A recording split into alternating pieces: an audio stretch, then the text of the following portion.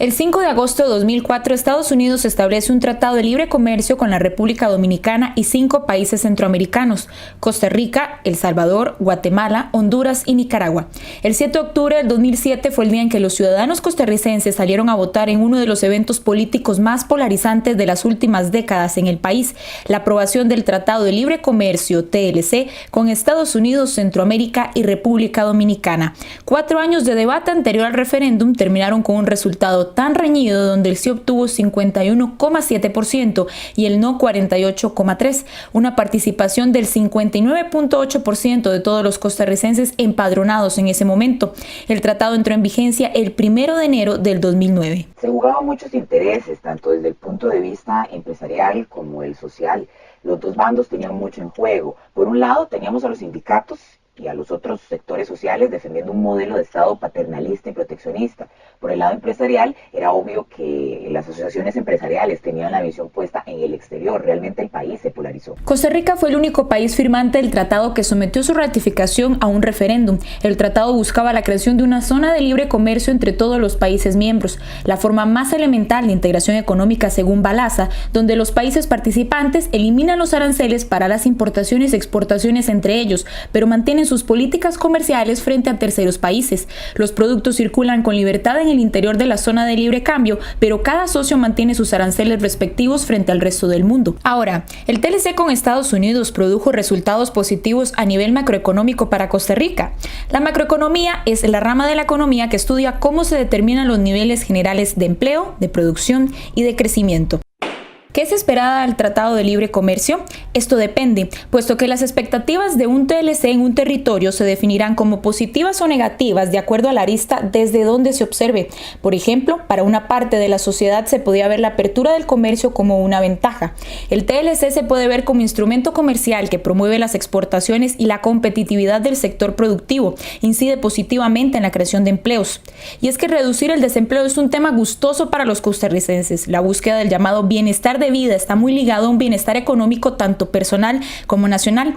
Un empleo e ingreso relativamente estable no solo impacta positivamente a los habitantes de un país, sino que dinamiza la economía de la que forma parte el costarricense, su propia empresa en la que labora, impulsando el desarrollo económico y la competitividad. Pero para la otra parte de la sociedad, la apertura de mercado y la incorporación de competencia no generaban agrado cuando contaban con algún tipo de protección estatal o bien no tenían la capacidad para competir con empresas extranjeras, por lo que el bienestar para algunos se convierte en una situación de incomodidad, incertidumbre y desaprobación para otros. Que no sucedió y que no pareciera que va a suceder fue la lluvia, pero no la lluvia de ahora, la lluvia de empleos que nos dijeron que íbamos a tener, porque iban a venir todas y las más grandes compañías del planeta, íbamos a andar en BMW. Este país siempre anduvo por un desempleo del 5%, y no hay manera que bajemos del 10% del desempleo con todo y el TLC. Las expectativas giraban en torno también en la reducción de la pobreza, con el aumento de empleo, mantener a las empresas textiles en el país brindando trabajo y exportando más para alcanzar el desarrollo. Se fueron otra cantidad grande de empresas, casi que inmediatamente después de que se aprobó el Tratado de Libre Comercio, semanas o en los primeros meses que se aprobó, se fueron una gran cantidad de empresas. Recuerdo muy bien el periódico y los medios hablando de que se quedaban tal cantidad de empleados sin trabajo, tal cantidad de empleados sin trabajo. Las expectativas generaban preocupación por la interpretación de que el acuerdo podía dañar a los sectores agrícola e industrial costarricenses. Solo se beneficiaría a grandes corporaciones e industrias ya en sí competitivas, dañando a los pequeños agricultores y a otras pequeñas y medianas empresas. Se temía que los pequeños agricultores no podrían competir contra las exportaciones agrícolas estadounidenses altamente subsidiadas. ¿Cuáles han sido los efectos sobre la balanza comercial costarricense? La balanza comercial indica las exportaciones netas de bienes y servicios de un país, las exportaciones, créditos e importaciones, débitos. De acuerdo a datos oficiales del COMEX, como se observa en el gráfico, Costa Rica experimenta un déficit que del 2010 al 2014 fue en aumento. Sin embargo, del 2014 al 2016 presenta una disminución por el incremento de exportaciones que continúa sin ser superior a las cifras de importaciones, pero acerca al país a disminuir su déficit comercial aún más. Es importante tomar en cuenta que la balanza comercial no define a ciencia cierta, según los expertos, la eficiencia de un tratado de libre comercio entre las naciones, puesto que hay mucho más factores en el campo, aunque los opositores al tratado le emplean como antorcha. Por ejemplo, las ventajas de la inversión extranjera directa percibida por Costa Rica desde la nación americana por el tratado que se expondrá más adelante. ¿Cómo sería Costa Rica hoy si hubiera sido el único país que no aprueba el Tratado de Libre Comercio con el resto de Centroamérica, República Dominicana y los Estados Unidos? Y la respuesta sería infinitamente más pobre, infinitamente más pobre. No hubiera llegado a la inversión extranjera que llegó desde que tuvimos el TLC. No hubieran llegado los turistas que vienen desde Estados Unidos sin el TLC. Pero el TLC es un instrumento, es una herramienta para un mayor desarrollo. No implica automáticamente un mayor desarrollo por firmarlo. En el 2007, según datos de Procomer, Costa Rica exportó a 150 países, cantidad que se ha mantenido en pocas variaciones en los últimos 10 años. Además, en el 2007 el número de empresas exportadoras fue de 2.071 y en el 2016 de 2.392, es decir, 321 empresas más. Hacia Estados Unidos se exportaron en 2007 un total de 837 empresas y en 2016 917, es decir, 80 más. En el más reciente boletín del Instituto Nacional de Estadísticas de Costa Rica señala que ese país en 2016 experimentó un aumento de las exportaciones y una disminución de menos 0.8% en las importaciones, con una balanza comercial negativa de menos 6.592 millones de dólares, mucho menor que la del 2015. El crecimiento en las exportaciones se dio principalmente en instrumentos y aparatos de óptica, productos del reino vegetal como plantas vivas, hortalizas, tubérculos, cítricos, melones, sandías, café, té, especias, cereales y semillas. En cuanto a importaciones, los combustibles continúan estando en primer lugar como rubro importado en Costa Rica. Le siguen medicamentos, celulares y vehículos. La evaluación verifica que Estados Unidos es el mayor socio comercial de Costa Rica y China es el segundo en las importaciones. En septiembre de 2007, Costa Rica exportó 2.800 millones de dólares, un acumulado de los últimos 12 meses, a Estados Unidos, y 10 años después alcanzó los 4.179 millones, es decir, 49,3% más.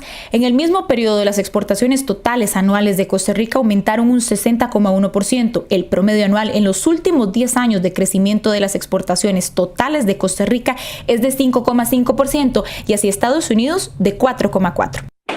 Pero entonces, ¿cuáles han sido los principales cambios a nivel macroeconómico luego del tratado? ¿Le han beneficiado a Costa Rica? Los cambios más destacados que trajo consigo el tratado fueron una serie de disposiciones legales en cuanto a la apertura comercial, la transparencia, la propiedad intelectual, la cuestión laboral en el sector de compras públicas y el generar un ambiente óptimo para la inversión. Se favoreció la integración regional comercial, el crecimiento de las exportaciones hacia Estados Unidos, provocando un crecimiento de flujos de inversión extranjera directa hacia Costa Rica, principalmente en el sector de dispositivos médicos y el sector empresarial. Estos cambios sí han beneficiado al país, le han permitido moverse hacia el desarrollo. De eso se trata el desarrollo, de un crecimiento sostenido del país que implique una mejoría continua de los diferentes sectores. Pero ¿cuáles han sido sus beneficios más puntuales, así como los desafíos por delante? En el 2007 el 31% de la inversión extranjera directa provino de Estados Unidos y en el 2016 representó el 33%, lo que significa un aumento leve en la dependencia de la inversión proveniente de este país del norte. Entre 2007 y 2016 la inversión total en el país aumentó un 20,6% y la que viene de Estados Unidos lo hizo en un 26%, pero queda pendiente crear un ambiente de inversión óptimo que haga al país más atractivo para invertir a través de un marco legal que proteja a los inversionistas, así como mejorar el asunto del déficit fiscal que resta competitividad al país. Y hoy por hoy vemos más bien un ICE fortalecido, donde a raíz de la competencia a la cual se vio expuesta, desarrolló una marca que ya es hito nacional, que viene siendo Colby, y toda la estrategia de mercadotecnia que se tuvo que desarrollar. E incluso a las empresas internacionales de corte español, por ejemplo, que ingresaron a tratar de competir con el ICE, les ha costado abarcar mercado. O si no acabamos con el monopolio de que solo el Instituto de Seguros puede venderle un seguro a un agricultor. Infinitamente los precios de los seguros cayeron cuando se acabó el monopolio. infinitamente las telecomunicaciones que hoy disfrutamos los costarricenses son mucho mejores gracias a que tenemos un mercado abierto. Así es que si usted pone en una balanza los pros y contras, sin duda alguna que los pros son infinitamente mucho más elevados que los contras. Pero es necesario fortalecer las políticas comerciales orientadas a la inversión en la exportación del campo tecnológico, así como mejorar en innovación a través de inversión en educación y proyectos de investigación, además de insertarse aún más en el sector de tecnologías avanzadas. Para el sector de seguros es necesaria mayor supervisión por parte de la Superintendencia General de Seguros, SUGESE, en cuanto a fijación de precios, comportamiento de las aseguradoras y movimientos del mercado. Para las telecomunicaciones queda pendiente el tema de la liberación de las tarifas y el acceso al espectro por parte del exmonopolio gubernamental del ICE, facilitar el acceso a lo de la infraestructura compartida y los permisos municipales, así como garantizar el acceso universal a ese sector mediante ajustes en las actividades de Fonatel. Se dinamizó la exportación del sector agrícola, se generaron mayores oportunidades para las pymes de exportar hacia Estados Unidos. El 90% de la oferta exportable entra libre de aranceles. Aumentó la exportación de azúcar y carne de res hacia la nación norte. Sin embargo, todavía se debe mejorar el nivel de competitividad del sector a través de la implementación de nuevas tecnologías para la producción, subsidios a los productores nacionales e inversión en organización de mercados y comercialización, así como en infraestructura y transporte. En el ámbito regional, Costa Rica destaca como el país que más se ha visto beneficiado respecto a los demás países centroamericanos suscritos al tratado, dado que presentaba mejores condiciones comerciales y económicas, y estas se han visto modificadas, actualizadas y potenciadas por el acuerdo mismo.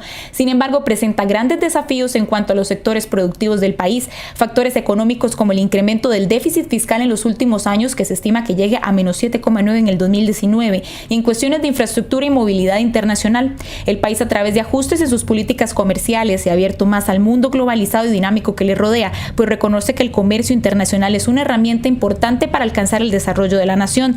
Sin embargo, necesita mejorar su competitividad, su productividad y su nivel de innovación, que son claves dentro de la dinámica comercial, como forma de aprovechar al máximo los beneficios que trae consigo un tratado de libre comercio.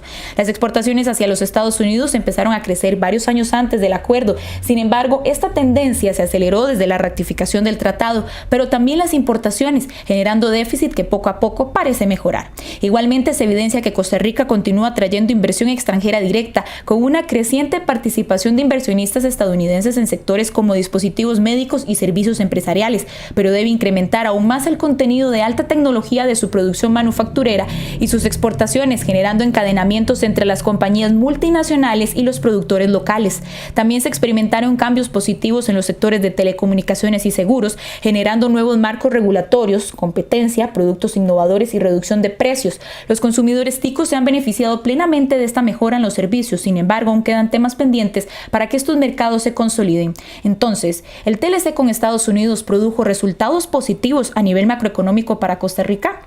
Claro que sí, sin embargo queda mucho pendiente. Retomando a Krugman y los 4 problemas base que analiza la macroeconomía, se puede concluir que el problema del desempleo es de atención prioritaria en el país, puesto que ha aumentado la cifra, pero esto no significa que el tratado no haya funcionado y que sea el responsable directo de la situación. En el tema del ahorro, datos del MEG evidencian que en el último quinquenio, entre julio de 2002 y julio de 2017, el monto total de deudas en tarjetas de crédito aumentó en un 78% en términos reales. En ese plazo, las deudas colonizadas en tarjetas de crédito pasó de unos 500,000 millones a más de 1 millón de millones, lo que incluye deudas en colones y dólares. Además, en ese mismo plazo, el número de plásticos, tarjetas de crédito, aumentó en un 59%.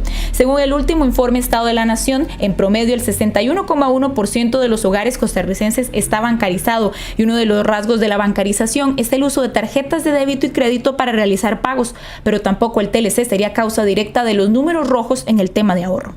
En cuanto a los desequilibrios comerciales, está mejorando la situación del déficit, pero según el mismo Krugman, rara vez se observa esta situación de equilibrio comercial en la realidad de las economías. Y en cuanto al dinero y nivel de precios, Costa Rica es cara y se puede explicar por varios factores. Uno de los principales es que los precios son altos porque los ingresos también son altos por las garantías sociales, pero debe tenerse en cuenta también la desigualdad en los salarios, la concentración de los mismos en ciertos estratos sociales, impuestos, omisiones como gasto en transporte por presas vehiculares, cobros excesivos en compras de bienes muebles e inmuebles, entre otros.